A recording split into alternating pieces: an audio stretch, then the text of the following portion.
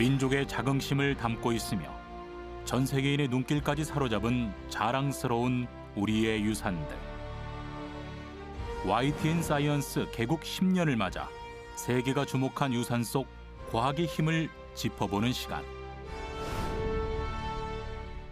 이번 시간에는 역사를 정확하게 들여다볼 수 있게 하는 타임머신, 세계 기록 유산 속에서 우리의 과학적 자긍심을 찾아보려 한다.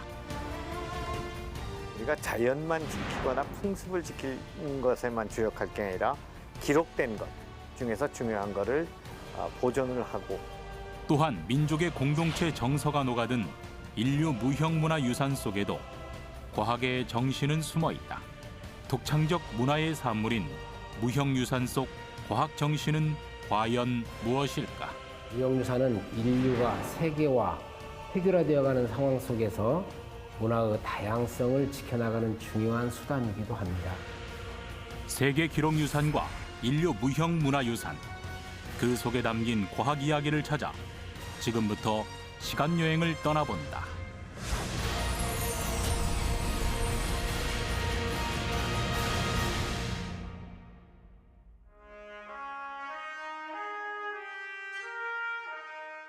지난 시간 우리가 주목했던 것은 건축물이나 사찰, 유적지와 같은 세계 유산 속 과학 이야기였다. 이번 시간에는 기록 유산에 주목한다.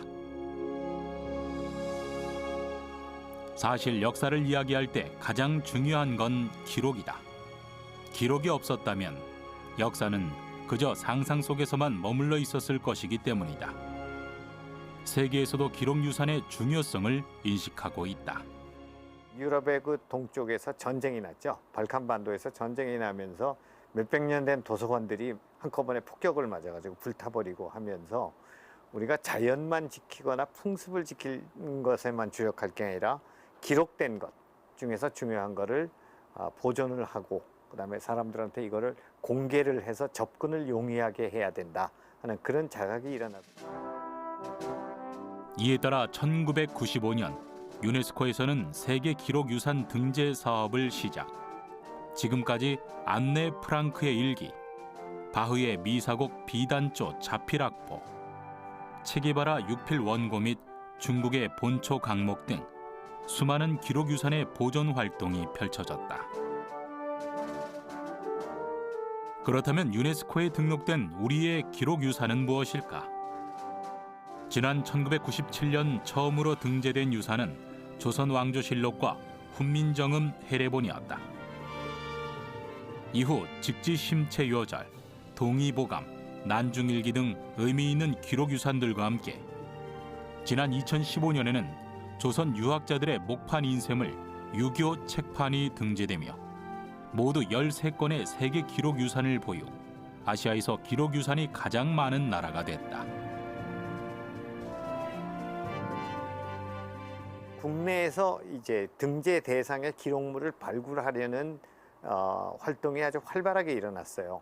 실제로 우리가 세계 기록유산 회의를 2번 개최를 했어요. 전 세계에서 세계 기록유산 회의를 2번 이상 개최한 나라는 한국하고 폴란드밖에 없습니다. 폴란드는 역시 유럽에서 가장 적극적으로 이 활동을 하고 있는 국가이고, 한국은 아시아권에서 가장 적극적으로 활동하고 있는 그런 국가지요. 우리의 기록 유산 중에서도 과학적 사고의 기반이 되고 인간 과학을 완성시키는 데 큰 역할을 한 소중한 유산이 있다. 바로 훈민정음 해례본과 동의보감이다. 시대를 넘어 지금까지도 우리 민족의 자긍심을 심어주는 기록 유산 속 과학을 찾아보자.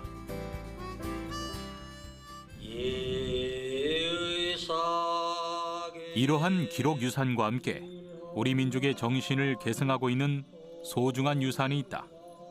사람과 사람 사이에서 이어지고 있는 생활 관습이나 전통 지식을 담고 있는 인류 무형 문화유산이다. 무형유산은 건물이나 탑과 같이 보이는 유형유산과 대비되는 개념으로 의식, 예능, 놀이, 음악, 공예 기술 등 인류의 삶의 양식을 표현해주고 있는 보이지 않는 유산을 말합니다. 이 무형유산은 인류 공동체의 정체성을 나타내주는 대표적인 유산인데 최근 급속히 산업화, 도시화 속에서 소멸되기 쉬워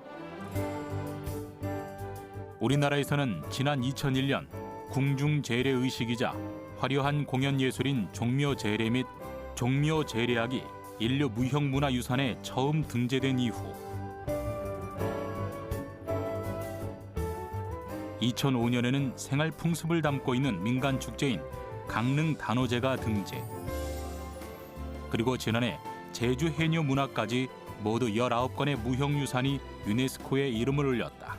유네스코에서도 그런 그 유형의 자산을 보호하는 것은 1972년부터 시작이 됐는데 무형의 그 유산에 대해서는 그다지 신경을 못 쓰고 있었다는 점을 그 성찰하면서 이제 2003년에 이르러서 무형문화유산 보호 협약을 만들게 됩니다.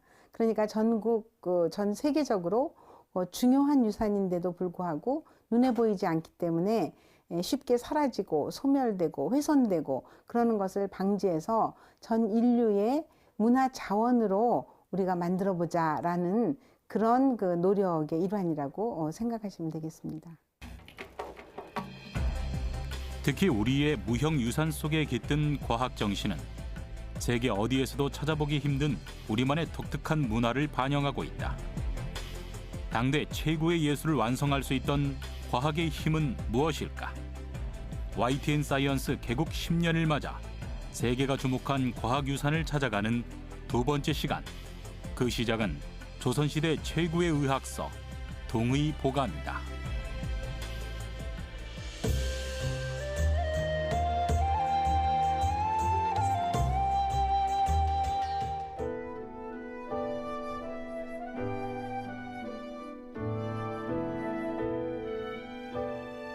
지난 2009년 유네스코 세계 기록유산에 등재되면서 그 가치를 국제적으로 인정받은 동의보감. 조선의학의 수준을 끌어올린 동의보감은 17세기 동양의학의 결정체였다. 동의보감은 조선시대 의관 허준에 의해 완성된 방대한 내용의 실용의서다. 과거의 의학서를 탈피해 새롭고 독특한 체계를 재정립한 것으로 동아시아 의학에 큰 영향을 끼친 책이다.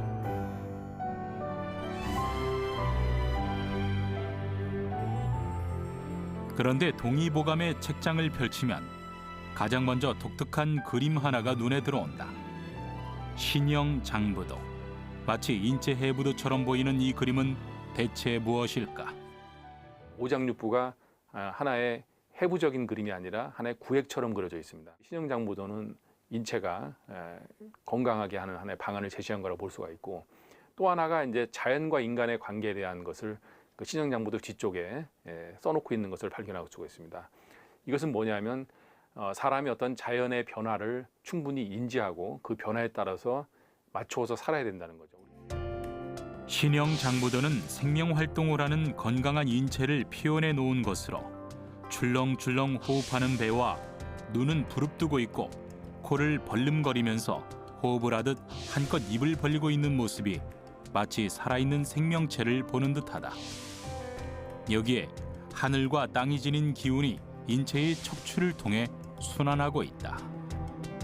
이는 하늘과 땅, 자연 속에서 사람이 어떻게 연결되어 있고 몸속의 오장육부가 기의 흐름에 따라 어떻게 배치되는지 보여주는 것으로 인간이 자연의 질서에 순응하며 살아가면 건강할 것이라는 메시지다. 단순한 의사를 넘어 몸과 질병만이 아니라 자연과 사회를 새로운 눈으로 바라보게 하는 것. 자연과 인간을 하나로 보는 새로운 인간 과학의 탄생. 이것이 바로 이전에는 없던 동의보감만이 갖고 있는 중요한 가치다. 무엇보다도 당시 동아시아의 의학을 독창적인 방법으로 집대성한 동의보감. 그래서 동의보감은 당대 최고의 의학 백과사전이라 부른다. 중국이나 일본에서 그러한 시대에 허준만큼 그러한 의서를 다 수집해서 정리할 수 있는 능력을 가지고 또 그런 환경을 만들어 놓은 그런 국가는 아마 조선밖에 없지 않았을까. 그 당시에 중국이나 일본에서는 그런 비슷한 책을 만들어내지 못했죠. 그런 면에서 조선의학의 수준이 이미 동의보감 같은 책을 집대성할 수 있는 그런 수준, 그런 의미에서 동의보감의 간행은 당시의 조선의학의 수준을 반영하는 것이라고 저는 생각합니다. 사실 동의보감의 편찬은 임진왜란에서 시작된다. 전쟁 발바로 의주로 피난을 갔던 선조는 전쟁 속에서 질병으로 고통스러워하는 백성들을 보며 안타까움을 금치 못했다.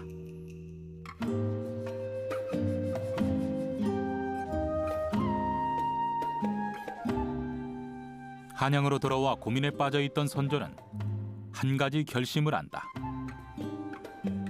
바로 신이 많은 의관인 허준에게 백성들의 병을 치료할 새 의학 서적의 편찬을 지시하는 것이다.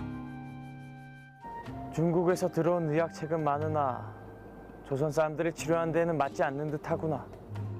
예. 우리만의 의학 서적을 만들 때 누구나 쉽게 읽을 수 있도록 약조의 이름도 한글로 작성하겠습니다. 또한 병을 고치기에 앞서 병을 예방하는 것이 더욱 중요하니 몸을 지키기 위한 내용을 담도록 하여라. 그리하여 왕실 의원들과 허준은 함께 집필을 시작하게 된다. 하지만 동의보감의 집필을 끝내기도 전에 선조 임금이 그만 승하하고 만다. 허준은 그 죄를 물어 유배를 떠나게 되는데 자칫 동의보감 집필이 중단될 위기에 놓였지만 허준이 유배지에서 단독으로 집필을 이어갔다. 선조에 의해 기획되어 허준의 의지로 완성된 동의보감은 이렇게 탄생하게 된 것이다.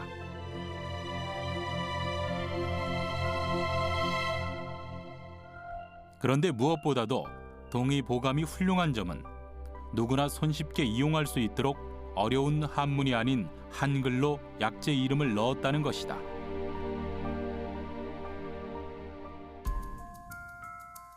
게다가 그 약재 또한 집안에서 흔히 구할 수 있는 재료를 이용하게끔 했는데 특히 주변에 흔하게 널린 흙도 중요한 치료제로 사용할 수 있도록 정리해 놓았다. 아니 자네 지금 뭐 하는가? 아이 우리 아들이 말이야 설사가 났는데 이 아궁이 바닥에 있는 흙이 아주 성질이 따뜻하고 독이 없어가지고 이 설사가 바로 멈추다 하잖아. 그래가지고 내가 이거 긁고 있는 거요. 아 그런가? 그 재가 섞이지 않게 조심하게. 음양오행의 이론에 따라 성질이 따뜻해진 흙을 치료제로 사용했던 허준. 이뿐만 아니라 냇가의 물, 흔히 먹는 곡식, 집 주변에 널린 풀의 사용법도 동의보감에 기록해 서민들이 이용하게끔 해놓았다. 아니 자네 여기서 또 뭐 하는 겐가? 아, 그 석창풀을 찾고 있다네. 아, 그 이와 벼룩을 없애주는 풀 아닌가? 아, 그 우리 집에 이가 아주 우글거려가지고 내가 방법을 찾고 있다네 여기서. 아 그런가? 그러면 같이 찾아보면 돼. 동의보감을 보면 다른 의사와 차이 나는 것이 백성들을 많은 염두에 두고 의서를 편찬했다는 것입니다. 그 사실 병을 치료하는 데 있어서 어떤 약재를 구할 수 없게 된다면 그거는 심각한 일이 되겠죠. 그렇기 때문에 당시에 조선에서 산출되는 그런 약재들을 기준으로 해서 쉽게 구할 수 있는 약재를 중심으로 처방을 구상하고 있다는 것이 하나의 특징입니다. 하나의 백성들을 위한 배려라고 볼 수가 있습니다. 이러한 동의보감의 구성은 5편으로 나뉜다. 내과 질환을 소개하고 있는 내경편, 몸 외부의 병증을 소개한 외형편, 부인, 소아의 질병을 별도로 분류한 잡병편, 약재의 사용을 담은 탕액편과 침구편이다. 그런데 동의보감 안에 아주 중요하게 강조하고 있는 부분이 있다. 바로 예방의학이다. 오장육부의 건강을 지키기 위해 평상시 하면 좋은 방법들을 정리해 놓은 내용. 병들어 몸을 고치려 하기보다는 병이 나기 전에 몸을 보호해야 한다는 관점을 강조하고 있는 것이다. 예방의학이라는 게 우리는 지금은 거의 상식화되어 있지만 사실 서구에서는 19세기 말에나 돼서야 예방의학의 씨앗이 트기 시작했는데 한국에서는 그리고 아시아에서는 이미 오래전부터 예방의학이 거의 상식화되어 있었고 동의보감이 그 예방의학에서 아주 중요한 부분을 집약을 한 것이거든요. 그래서 이것이 동아시아의 의학 전통이 서구의 그 예방의학보다 약 200~300년을 앞서 있었다 하는 하나의 증거로서 제출이 됐고 심사위원들이 여기에 상당히 높은 점수를 줬던 걸로 저는 기억을 합니다.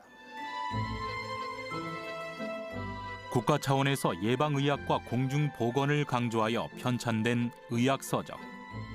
어디에서도 볼 수 없는 가치 있는 기록유산이다.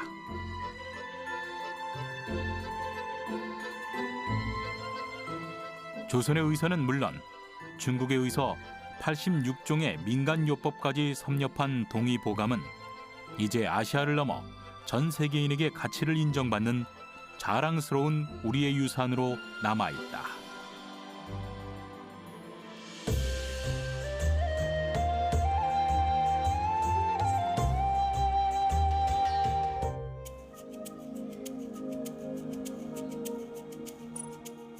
우리는 우리의 말과 글이 세종대왕에 의해 만들어졌다는 것은 익히 알고 있었다. 그러나 어떤 원리에 의해 창제되었는지는 사실 뒤늦게 세상에 알려졌다. 한글 창제자에 대한 내용은 세종실록에도 나오지만 그 원리를 밝혀놓은 훈민정음 해례본은 자취를 감추었다가 해방 이후에야 그 존재를 드러냈기 때문이다. 이 때문에 일제강점기에 한글이 화장실 창살 모양을 본떠 만들었다는 등 근거 없는 기원설까지 나왔었다. 그런데 그때 훈민정음 해례본이 한 고미술품 수집가의 손에 들어오게 된다. 그는 바로 간송 전영필. 당시 기와집 10채에 해당하는 10,000원이 넘는 돈으로 해례본을 손에 쥔다. 6.25 전쟁이 벌어졌을 때는 그것만 품에 안고 피난을 떠났고 잠잘 때는 베개 속에 넣어 보관하며 우리의 역사를 지켜내었다. 고난과 위기를 넘기며 우리의 품으로 돌아온 훈민정음 해례본은 한글의 우수성을 유일하게 증명해주는 소중한 기록물이다. 훈민정음 해례본이 발견되기 이전까지는 과연 이 문자가 주변에 어떤 글자를 모방해서 만든 것일까 한 다양한 의견들이 있었습니다. 그중에는 인도의 산스크리트 문자를 모방했다는 설도 있었고요. 파스파 문자나 몽골 문자를 모방했다는 설들도 있었습니다. 심지어는 창호 문양을 보고 베꼈다라는 설까지도 있었는데요. 1940년에 훈민정음 해례본이 안동에서 발견되면서 기존의 그런 모방설들은 전부 다 자취를 감추게 되었습니다. 훈민정음 해례에는 집현전 학자들이 한글의 자음과 모음을 만든 원리와 용법을 상세하게 설명해 놓고 있는데 이곳에 보면 정음 28자는 각각 그 모양을 본떠 만들었다는 구절이 등장한다. 한글이 상형을 바탕으로 만들어졌음이 밝혀진 것이다. 훈민정음의 초성은 발음기관을 본떴는데 기역은 혀뿌리가 목구멍을 막는 모양을, 니은은 혀가 윗 잇몸에 닿는 모양을, 미음은 입의 모양을 본떴고 시옷은 소리 낼 때 이의 모양을, 이응은 목구멍의 모양을 본뜬 것이다.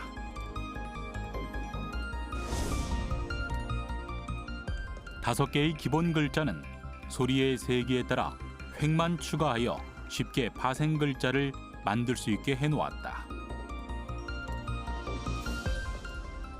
소리의 특성이 글자의 모양에도 반영이 되어 있기 때문에 굉장히 과학적이고 그 기본 원리만 알면 단순한 모양의 글자에서 다른 여러 가지 글자까지 확장되어서 나가는 원리를 쉽게 이해하고 배울 수 있습니다. 그렇다면 모음을 살펴볼까? 모음은 천지인, 하늘, 땅, 사람을 본떠 만든 세 가지 글자다. 이건 역시 획만 추가하면 글자가 파생된다. 이렇게 5개의 자음과 3개의 모음이 결합되면 수만 가지의 단어가 만들어질 수 있다. 훈민정음은 이름은 모두 28글자이지만 그 기본 글자는 몇 개 되지 않습니다. 자음 기본 글자 5자와 모음 기본 글자 3글자에서 확장해 나간 것들입니다. 자음 글자와 모음 글자는 함께 결합을 해서 우리가 하나의 음절 단위로 모아 쓰게 되는데요. 이렇게 했을 때 현대의 그 한글 표기로 적었을 때 11,172자의 글자 조합을 만들 수 있습니다.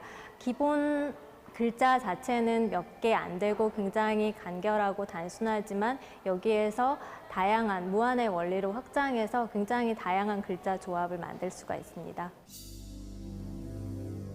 문자를 사람이 만들고 과학적인 생성 원리까지 가진 글은 세계에서도 드문 일로 그 원리를 밝혀놓은 해례는 정말 중요한 기록유산이다. 지상에서 아는 그 문자 체계 중에서 정확하게 누가 언제 만들었다 하는 것을 아는 언어 문자 체계는 아주 유명한 것으로는 2가지밖에 없습니다. 하나는 에스페란토가 있고 하나는 훈민정음입니다. 훈민정음은 현대가 시작되기 전에 과거에 특정 인물이 특정 방침에 따라서 아주 이 이론을 가지고 제작한 아주 인위적인 문자 체계의 가장 대표적인 경우입니다. 그 나머지는 누가 지었는지 모르고 관습에 의해서 혹은 오랜 기간의 진화에 의해서 지어졌지만 이건 아주 독특한 케이스죠. 아마 제 생각에는 심사위원들이 그 부분에 상당히 방점을 찍지 않았나 하는 그런 생각이 듭니다. 그렇다면 세종은 왜 한글을 만들려고 했던 걸까? 결정적인 계기가 되었던 일이 있었다. 바로 백성들의 폐륜 범죄를 접하면서부터다. 세종 7년 창녕의 김근이라는 자가 어머니를 구타한 사건이라든가 세종 10년 진주의 김화가 아버지를 살해하는 범죄를 접하며 안타까운 마음이 솟아오른 것이다. 효자 연려의 이야기를 담은 삼강행실도를 제작하게 하는데 글을 모르는 백성들도 이해하기 쉽도록 그림까지 실어 책을 만들었다.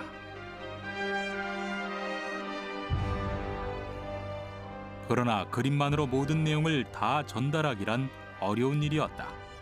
백성들이 쉽게 이해하고 읽을 수 있는 새로운 글이 필요했다. 고심을 거듭하던 끝에 세종은 백성을 가르치는 올바른 소리라는 뜻의 훈민정음을 창제하게 되었던 것이다.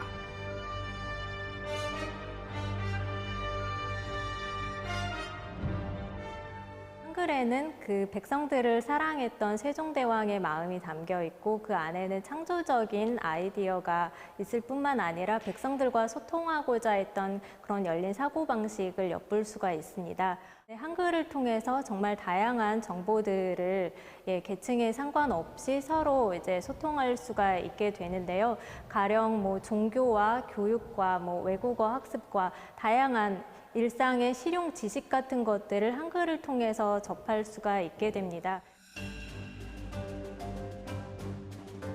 세종의 애민정신으로 탄생한 한글은 지구상에 존재하는 문자 가운데 가장 창의적이고 가장 과학적이라는 찬사를 받는다. 한글을 창제한 세종의 독창성은 시대를 초월한 과학정신의 승리다. 어쩌면 우리 민족의 과학적 사고는 논리적으로 창제된 한글에서 기원한 것은 아닐까.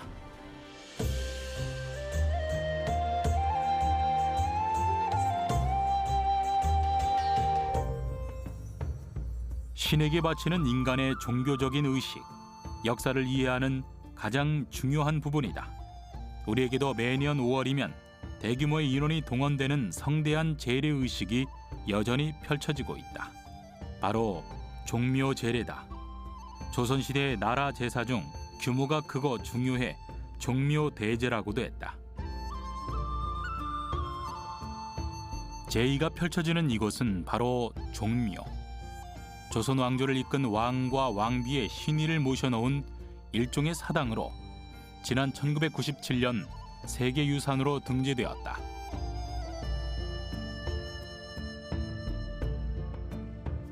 그리고 2001년에는 종묘 재래와 종묘 재래악이 인류 무형 문화유산으로도 등재되며 건축물에 이어 제의와 음악까지 그 가치를 국제적으로 인정받게 된 것이다.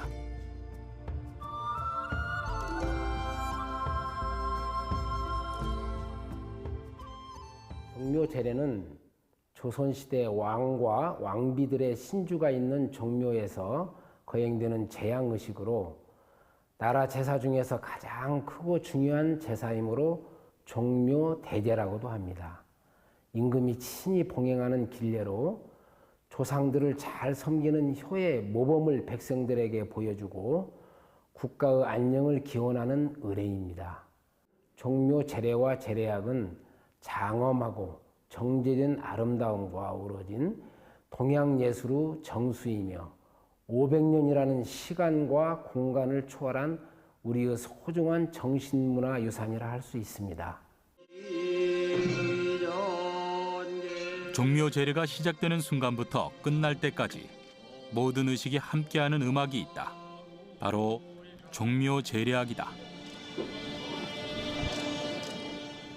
이 장엄한 음악의 작곡가는 다름 아닌 세종대왕. 기존에 연주되던 음악이 있었지만 그는 그것을 버리고 새로운 음악을 만들었다.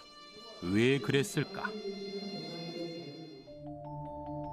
조선 초기 궁중음악은 중국에서 들어온 아악과 당악의 고려 음악인 향악이 뒤섞여 있었다.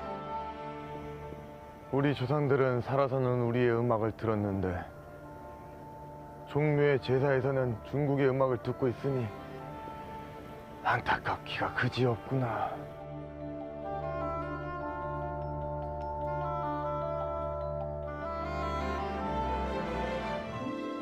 이에 따라 세종은 중국의 것을 벗어난 우리의 음악인 보태평과 정대업을 만들게 된다. 그러나 조선 건국의 정당성을 담은 우리의 음악이니 국가 의례에 사용해 백성들에게 널리 알리고자 한다. 아니되옵니다, 전하. 조선은 성리학의 나라로 중국의 것을 따르는 것은 옳은 일로 사료됩니다. 결국 대신들의 계속된 반대에 부딪혀 종묘 재래에서 음악 연주를 못하고 세상을 뜨고 만 세종. 하지만 그에겐 아들 세조가 있었다. 진평대군 시절부터 절대 음감으로 음악적 재능이 뛰어났던 세조는 생전 세종의 예약 정비 사업에도 참여하며 아버지의 음악 정신을 공유했었다. 그러던 1464년 세조 10년, 그는 아버지가 남겨준 보태평과 정대업을 새롭게 정리하여 종묘 재래에서 처음으로 연주를 하게 된다. 이후 지금까지 세종이 만들고 세조가 완성한 음악이 재래에 사용되고 있는데 예와 악을 중시했던 시대 정신이 한 발짝 앞으로 나아가던 순간이었다. 조선의 그 왕조에서는 이렇게 무라든가, 그러니까 군사력이라든가 강제력이라든가 이런 것보다는 예와 악으로 국민들을 다스리는 것을 최고의 가치로 여겼던 거죠. 선조들의 아주 수준이 높았던 정치 철학을 오늘날에도 좀 본받아서 결국은 강제력이나 무력이나 이런 걸로 정치를 한다기보다는 예의와 그다음에 악이라고 하는 것이 굉장히 높은 수준의 정치였다는 것을 되새김할 수 있는 굉장히 좋은 장이라고 생각이 됩니다.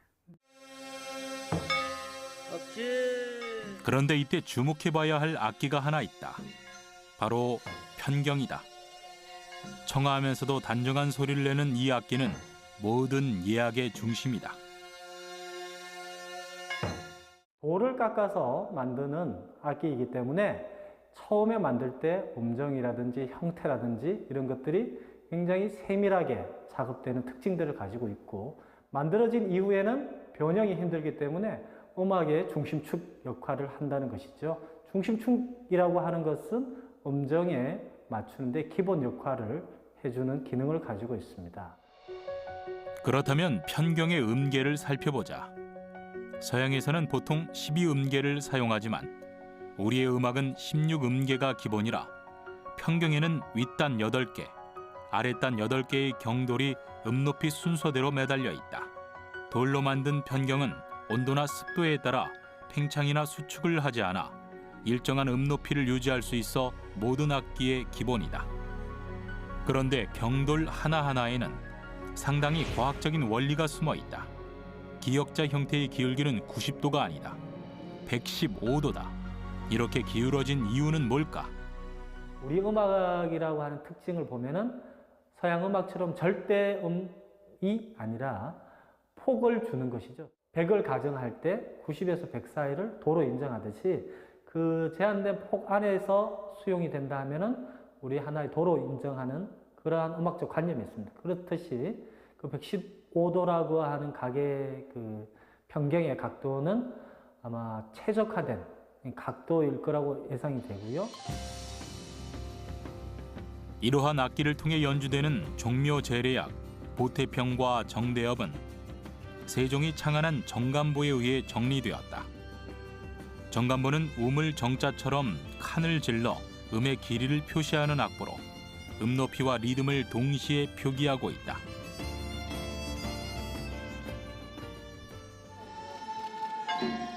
음악에 춤까지 어우러지는 종묘 제례악.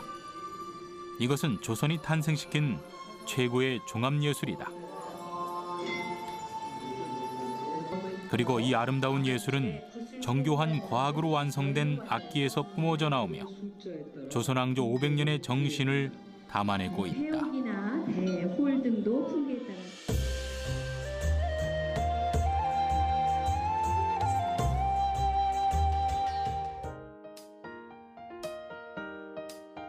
앞서 살펴본 궁중 제례 의식과 함께 인류 무형문화유산으로 세계인에게 인정받은 민간 향토 제례 의식이 있다.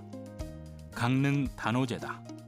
매년 5월 5일 단오날을 전후하여 펼쳐지는 강릉 단오제는 천년의 역사를 이어오고 있는 전통 축제다. 단오는 설날, 한식, 추석에 이어 우리나라 4대 명절 중 하나로 봄철 모내기를 끝내고 뜨거운 여름을 준비하기 위한 의미 있는 날이었다. 농사가 중심이었던 농경사회에서 이 농경의례 중에 단오가 차지하고 있는 그것은 굉장히 중요했습니다. 그러니까 지금은 우리가 명절로 남아있는 것이 추석, 대보름 정도인데 과거에는 단오, 칠석 뭐 아주 굉장히 중요한 행사로 여겨졌던 거죠. 강릉 단오제는 음력 4월 5일 행해지는 신주 빗길을 시작으로 거의 한 달 동안 이어지는 축제다. 과거 신에게 풍년을 기원하며 제사를 지내고 음식과 놀이를 즐긴 데서 유래되었다. 그런데 독특하게도 유교적 제례의식에 무속인들이 참여한다. 이는 조선시대 남성들의 유교적 신앙 체계와 함께 민간 신앙에서 가정의 안녕을 기원했던 여성들의 참여가 두드러졌기 때문이다.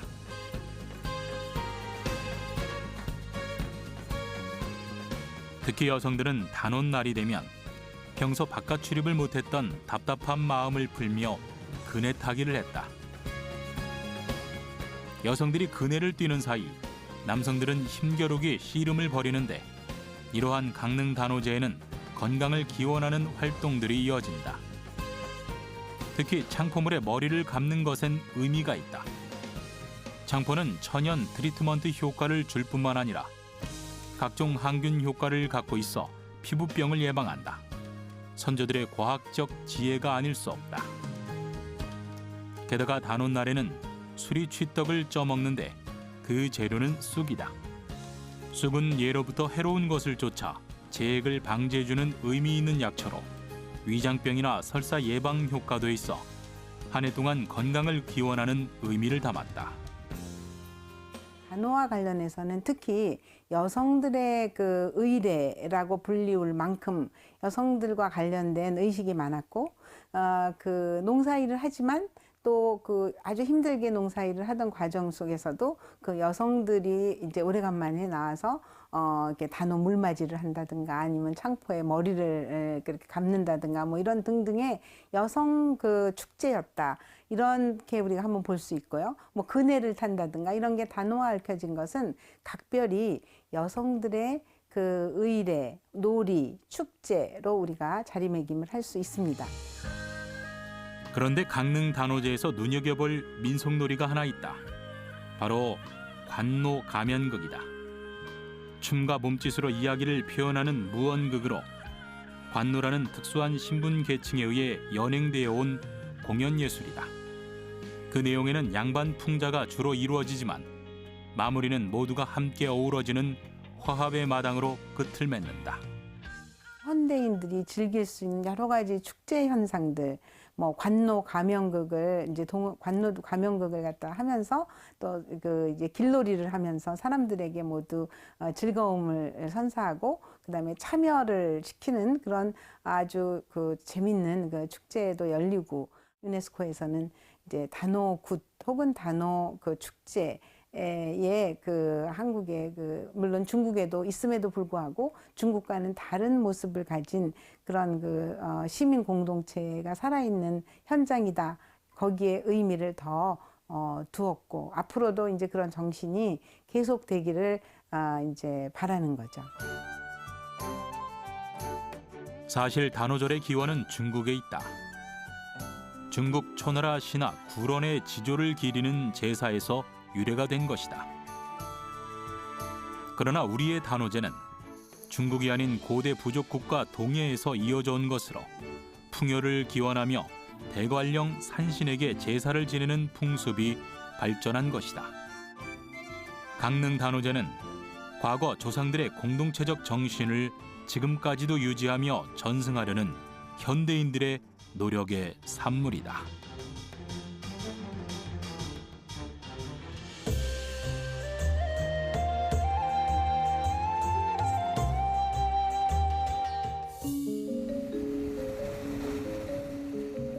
거칠고 넓은 바다를 품고 있는 제주.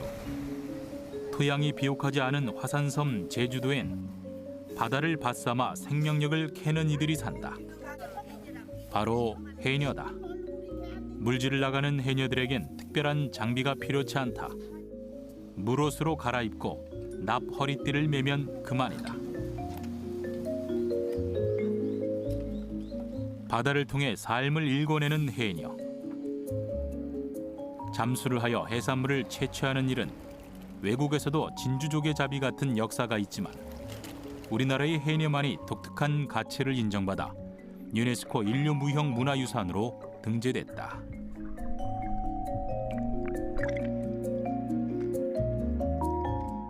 유네스코 인류무형유산위원회는 제주 해녀가 갖는 문화적 다양성과 끈질긴 정신력을 높게 평가했습니다. 잠수 장비 없이 바다에서 해산물을 채취하는 물질의 특성과 해녀들끼리 연대하는 강한 공동체 의식, 그리고 어머니에게서 딸로, 시어머니에게서 며느리로 전승되는 무형 문화의 특징을 주목한 게 그것입니다.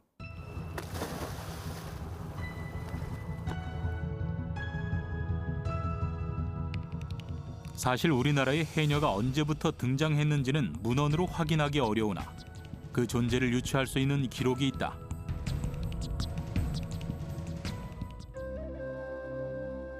탐나 사람들이 전복을 채취했음을 알 수 있는 이 기록. 바닷속에 있는 전복을 캐냈던 이는 누구일까? 혹시 해녀는 아니었을까? 조선시대가 되면 해녀의 기록이 뚜렷이 등장한다. 이건의 제주 풍토기는 현재 전하는 기록 중에 해녀의 존재가 명기된 최초의 기록이다. 조선시대 곡물로 바칠 전복을 따기 위해 해녀들은 고통스러운 삶을 보냈다. 겨울에도 물질을 나가야 했던 해녀들은 꽁꽁 언 몸을 녹였다가 다시 들어가는 고통을 감수해야 했다. 해녀들이 캐낸 해삼, 전복, 성게, 소라 등 수십 번 넘는 자맥질 끝에 캐낸 해산물. 이것으로 해녀들은 가정을 꾸리고 삶을 일궈냈다. 척박한 섬 제주에서 살아가는 하나의 방법이었다. 원래 제주도엔 17세기 말까지 남성 나잠업자인 포작이 있었다. 포작은 깊은 바다에서 전복을 따고 잡녀는 수심이 얕은 곳에서 미역을 채취했다. 하지만 너무 고된 일에 포작인들은 도망을 갔고 그 수가 점점 줄어들자 물질을 해녀가 전담. 곡물을 바치기 위해 시작했던 물질은 점점 생계를 책임지는 일로 변해갔고 제주도의 딸들은 자연스럽게 해녀로 컸다. 전 세계의 해녀가 있는 나라는 일본과 우리뿐이다. 하지만 그 방식에 있어서는 상당한 차이가 있다. 일본은 배에 몸을 묶어 바다에 들어가는 반면 우리의 해녀들은 자유롭게 잠수하는 것이 특징이다. 3-3-5 모여드는 해녀들. 바다에 나가기 전 회의가 있기 때문이다. 파도와 조류 상태가 어떤지 의견을 나누고 얼마나 멀리 나갈지 결정한다. 물질은 함께 나가는 것이 불문율이다. 바다에서 작업할 때와 그만둘 때 그들은 언제나 함께하며 소득은 각자의 몫으로 합니다. 용도와 필요에 따라 작업장을 나누는 공동체 연대가 발달했습니다. 해녀 공동체에는 아마 세계에 유례가 없는 그 물질 자체가 가지는 기술적인 측면도 전 세계가 놀라울 정도의 찬사를 받았지만 사실은 해녀들의 그 공동체 협동심, 단합 이런 것들이 더 인정을 받았다고 볼 수가 있겠습니다.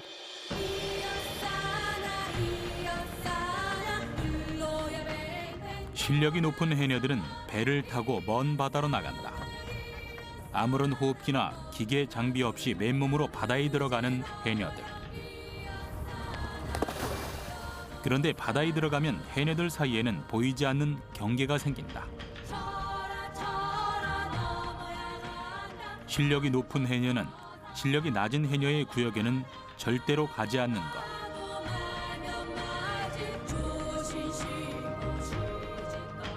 해녀들은 실력에 따라 상군, 중군, 하군으로 나뉜다. 상군 해녀는 보통 2분까지 잠수가 가능해 바다 10m 아래에까지 들어가기도 한다. 해녀들은 바다의 생태학자다. 해산물을 채취할 때는 생태적 특성을 파악해 산란기에는 채취를 금했고 금채기가 아니더라도 다 자라지 않은 해산물은 캐지 않았다. 해녀들에게 바다는 삶을 유지시켜주는 소중한 존재였다.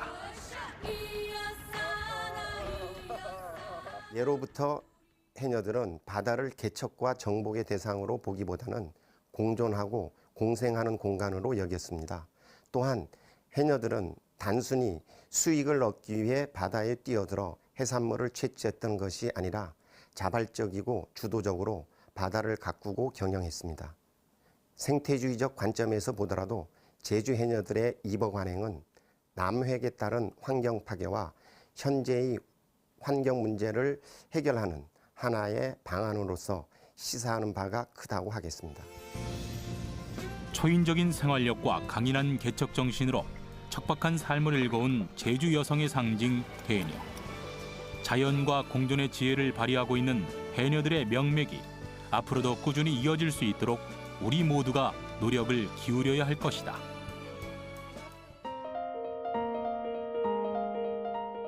세계가 주목한 자랑스러운 우리의 과학유산. 과학은 생활 속에 숨은 작은 지혜였고 그 지혜가 모여 위대한 역사를 만들었다.